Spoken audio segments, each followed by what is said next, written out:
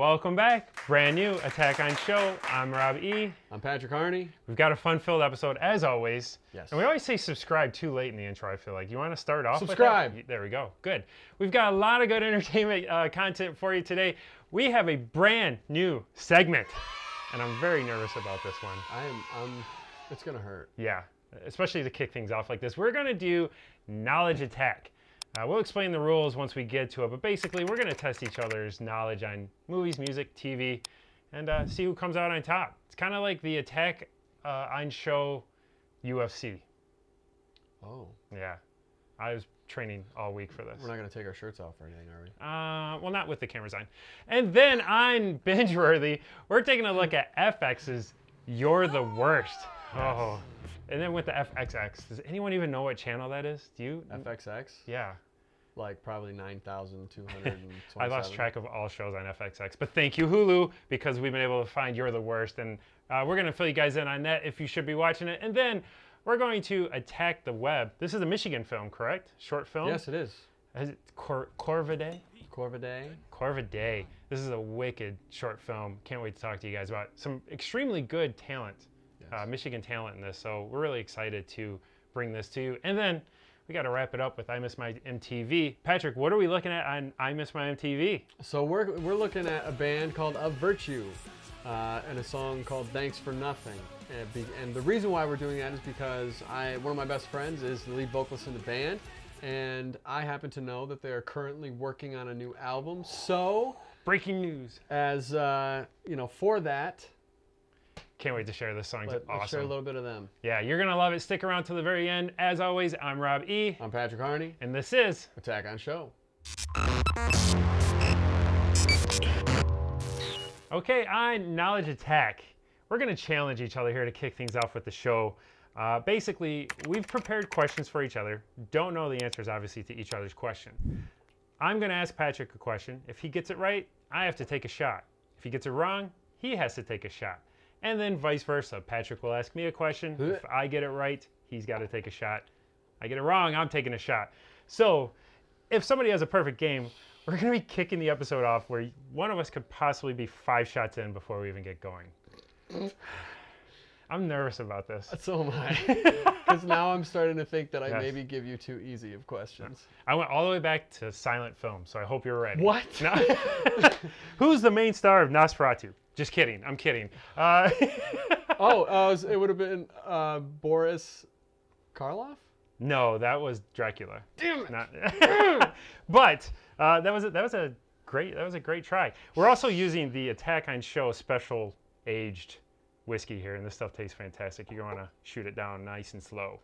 You get to go first. You win the spin. Whew, I get to ask you the first question? You get to ask well, you can choose to ask or defer. I'm going to ask you the first question. All right. Okay. Now, this also played in Captain America and the Winter Soldier, but what song did Captain America and Peggy dance to at the end of Endgame? If you get this, I'm going to cry. I don't. It's a classic song, isn't it? Like it's. Yeah.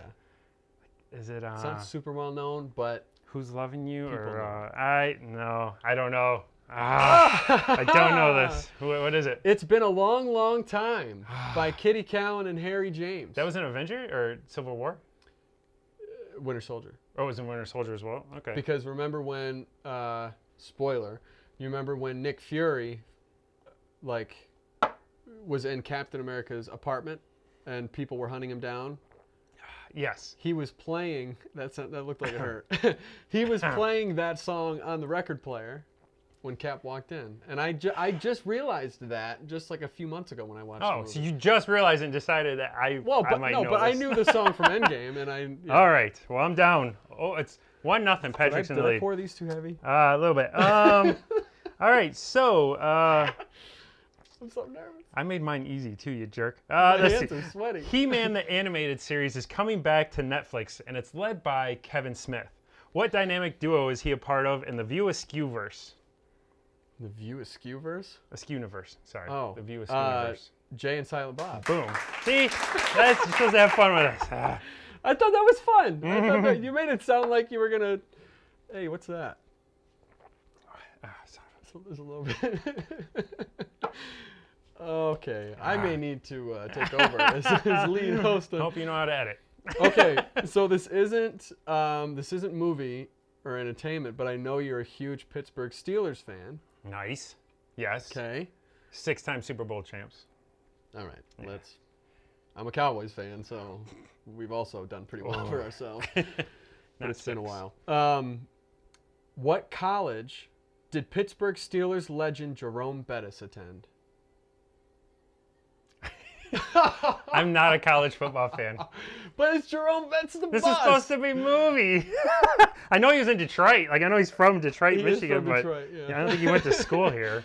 No, I don't know actually. Really? Yeah. What? What's going? No, I'm not a college football fan at all. Oh man. Yeah, I just got into it like the last year. Notre Dame. Notre Dame. Fighting Irish, baby. All right. I'm so sorry. I feel bad. No, I'm ready next time. We'll have fun next time. Let's see. I actually got a thing I got to do. A recent news broke that Seth Rogen is rebooting the Ninja Turtles. Yes. What I saw 80s that. teen star voiced Donatello in the 1990s Teenage Mutant Ninja Turtles? Oh boy. Donatello? Mm-hmm. There's a Jeopardy song playing right now. It's the world's smallest violin. It's playing just for you. Oh man, 80s teen star? Yeah. You said 80s teen star? See, I even provide hints. Well, that doesn't help me at all. I was born in 95. Honestly, I'm going to just throw something out there. Oh my gosh. Don't hate me. Michael J. Fox? No, close. Good guess. It was actually Corey Feldman. Oh, that was my fourth guess. Yes. Okay. No, I'm gonna take Finally. this one. I was I'm gonna getting go down really the line. nervous there. I know I'm going to have to do the last shot. I've already lost. You don't know that. You don't know that at all. Yeah. Yeah. It's good stuff. Yeah. Yeah. You taste the oak. It goes, yeah. I don't taste them anymore. I just bit into a tree. But no, honestly, that was good. Yeah. Yeah, that was good. Nice. Okay. All right, your turn. Final question. Do we need one more out here? No, because we need an uneven. Oh, If you're it right. goes 3-2. You're right. Okay. I feel like you'll get this. Which Fast and Furious movie did The Rock skate on the ice holding on to a moving truck and push a torpedo with one hand? Oh, God. I hate those movies. Jeez, was that... So you got to think, he hasn't been in a lot of them. Yeah. I think that was that 7? What was the name of it? Oh. There's a name of it. They all have names. Is that the 7th one? I don't know. If it is, I'll give it to you. Because let's see. Yeah, I thought it was... Is that just Fast and Furious? No, that was like 5, I think. They recycled the same titles. But I thought it was the 7th one with the submarine. movies. Hold on. It doesn't even have the answer. Well, I have the name of it. 1, 2, 3, 4, 5, 6. Oh, that's 6. That's 7. No, that's. Was it 6? No. 8? It's 8. It was the last one? The Fate of the Furious. The fate of the shot. Thank the Lord. It's going to be a long episode. We need a trash can in here. We got a bucket? Hey, Oh, Steve, you got a man. bucket?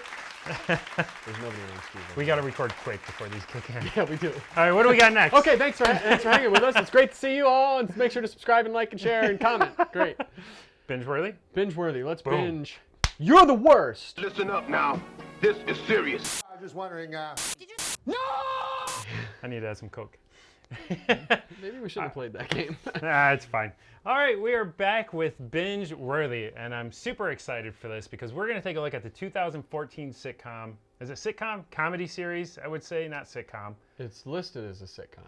Yeah. But because it is, it's a situational comedy. Yes. Or I should say, it's a situational comedy. So good, I missed that accent. Right. We're looking at You're the Worst. The series premiered on FX for its first season. After that, got moved to FXX, which again, I don't know who watches anything on that channel live. I don't even know what it is anymore, unfortunately.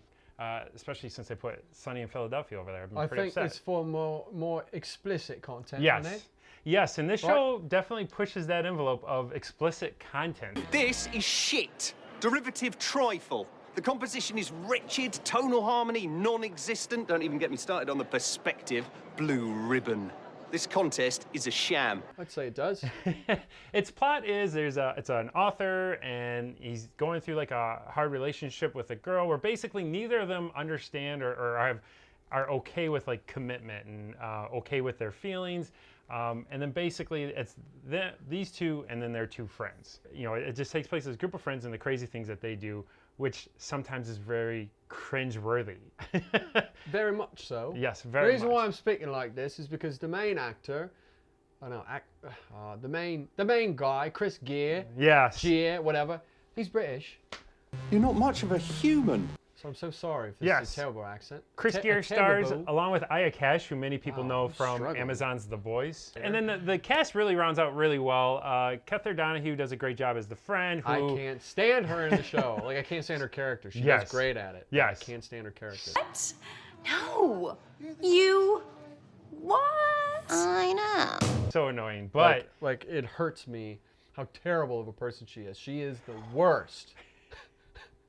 Yes, there's some uncomfortable scenes that she puts her husband through. Yeah. At some point, everybody looks at their husband and is like, eh. Desmond Borges plays in this, who plays like a... he plays Edgar. He's my favorite. Yes, and honestly, I think the biggest character development throughout the series. Yeah. I thought he did the biggest swing from beginning to end on that.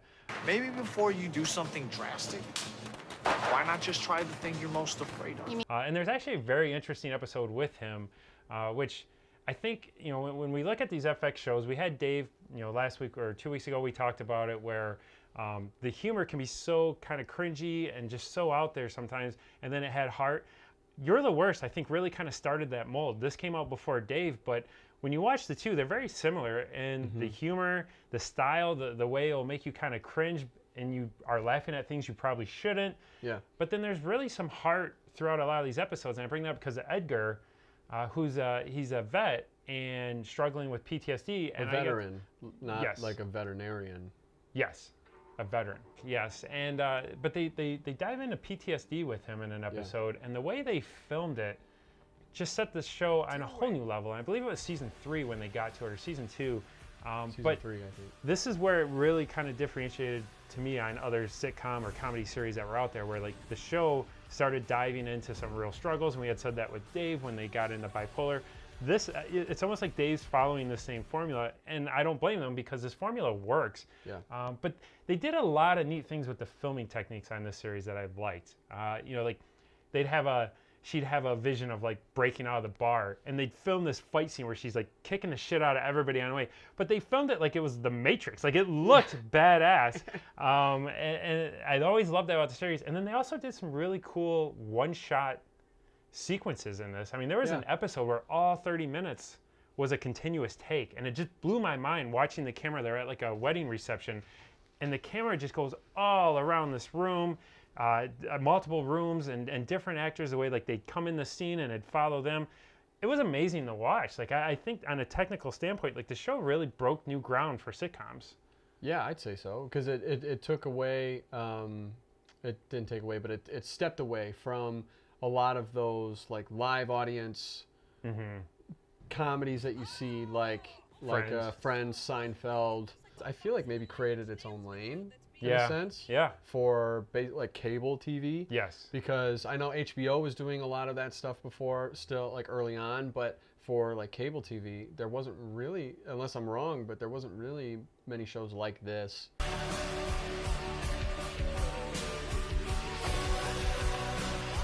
This is like single cam, on location. Would it be a dramedy?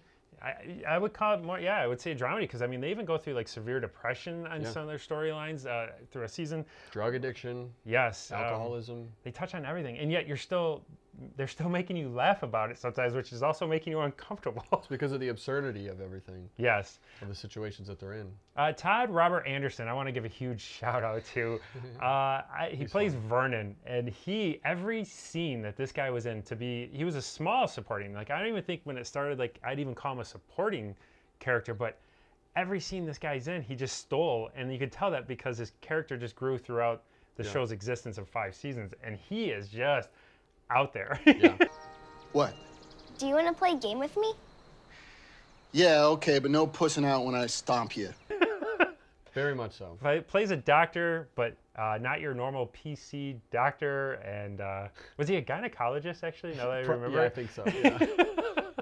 But if that gives you any indication as to what kind of guy he is. Oh, yeah. Not that gynecologists are bad, because I'm not saying that, but... He was in it for the wrong reasons. He was in it for the wrong reasons. But the show was 5 seasons. It actually has a very high rating. I mean, it's 8 out of 10 on IMDb. It scores a 95% on Rotten Tomatoes. And it was one of those shows that was really weird because it never really had a long agreement with FX. It was basically signed after every season. And in fact, for like season 5, they even had to wait a little longer to get signed, which is crazy to me. As good as it was, that like they didn't just sign it for multiple seasons, but obviously it was good enough to continue. And I think the best thing about it, though, is that they knew season 5 was going to be its last. So you get a good closure to a story that you follow for 5 seasons, this main love story between the 2 leads of Gretchen and Jimmy. And I think it pays off really well when the series ends. I thought it was... I was really curious, how are they going to end this with these characters? Because there's moments you hate the characters, which is odd. When you're watching lead characters, you're supposed to be invested, but there were times where, like, I don't want these people even to be happy. But they always would find a way to, like, turn it around eventually and bring you back in to say, oh, okay, like, I kind of feel bad for that. But I was real curious, how are they going to wrap this up? Because these 2 are just so far gone from, like, reality. Yeah. And I thought they did a great job of closing the story. I would say so, too. I would agree. I concur. You concur. I do Do declare. you concur? I concur. So I am obviously going to be a watch. Definitely go on Hulu. All 5 seasons are on there. I would definitely recommend checking this out. If you're looking for something that's, it's 25-minute episodes and a good laugh, You're the Worst is definitely on my top list for you guys to check out. Patrick? I would also say watch. Yes. Definitely. An agreement. Definitely good. We're starting out on the same page again. Hey, it's about time. Yes. Because I hated the animosity that we had. Who knew all you had to do was make me get wasted before a show? I just got to get you drunk. Gotta get you drunk and sweet talk you a little bit. You want to attack the web? Yeah, let's do it.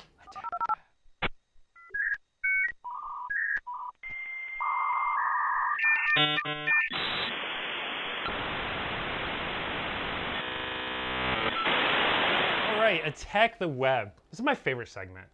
Is it? Everybody sees the movies that are in theaters or HBO and that, but I really like scouring YouTube and finding kind of those hidden gems, and the segment provides that. I don't really remember anybody asking you if it was your favorite segment, but okay. Yeah, no, I just freely talk all the time. We're taking a look at the Michigan-made film, The Corvidae. That's not how you say it. How do you say it? It's the Corvidae. Ooh, wait, one more time. Corvidae. Love it. I got Don't know if that's right. chills, and I'm they're so multiplying. sorry to all of you. We're taking a look. This movie was written and directed by Jacob Mendez, filmed here in Michigan, and there's some extremely talented Michigan actors in this film. Callie Bussell. Hey, Callie. Callie, you know we love you. You do a great job in this film. And then Timothy James Smith, who I'm a big fan of. He's been in a lot of Michigan films with like Revenge of the Mask. Guy always delivered, and I really appreciate his performance in this. A benevolent spirit wielding a sword that granted her authority over the fates of knights and kings in battle. Basically, it's a husband and wife have a cabin, and they bring a brother along who's Timothy James, and he's telling the story of Corvidae, which is like a witch story, like a spooky, scary story, but there might be some truth to this. So basically, that's kind of engulfs their stay at the cabin. Yeah. One of the things that really stood out to me in this, visual effects. Yeah, I was very surprised at the visual effects. Yes. I enjoyed them. I mean, even like very much so. There's like a witch like shield that's like out of focus and comes into focus, like the way that they played with the rack focus and the special effects to me really stood out. Just doing something to the cabin. It won't hold long. Pete, you good? I'm fine. Also, audio. audio on this, I mean, when you get these short films and it's such a hard thing to do. And I'm not knocking people who can't get audio just right, because it's very hard to do, but that really stood out to me. I mean, I had this thing like full blast in the theater, and it was Hollywood quality of a film where this thing was well produced. It's only a 5-minute film. And I gotta say, like, it seemed longer just because I was so enthralled with the story and how fast paced it went, and how well the visual effects were, that when it ended, I was like, damn, I want some more. I know, I did too. I wanted to see a full story unfold with this. So I was a little sad that there wasn't more. Hopefully, who knows? Maybe Episode 2? Yeah, maybe they have an idea of wanting to expand on it more. Yeah, I'd be real curious. Was this like a pitch to like do a full-length film? I'd really be curious on more details on that.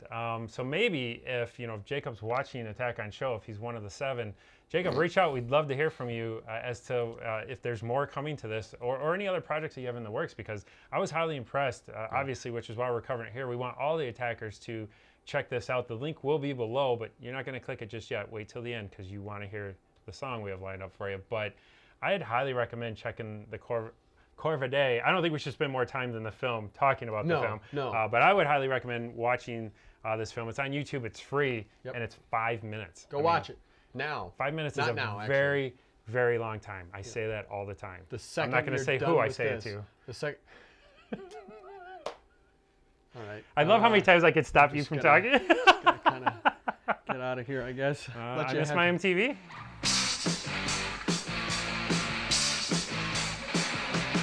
All right. Another round of shots.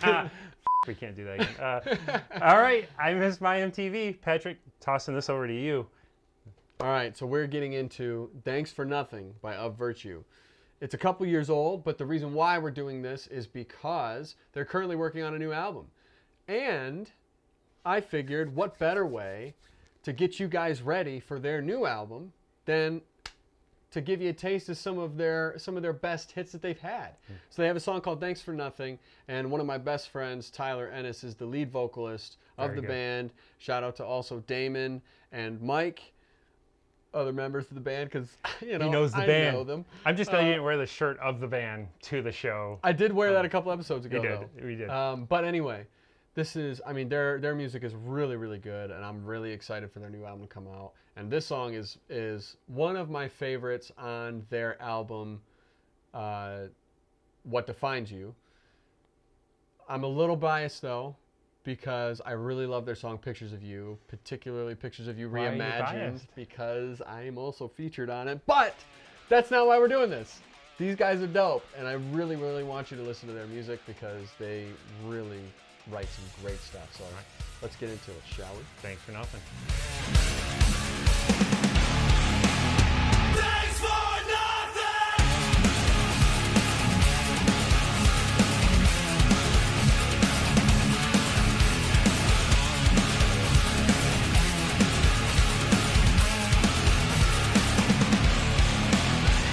You took a piece of me. Now I'm left here all alone.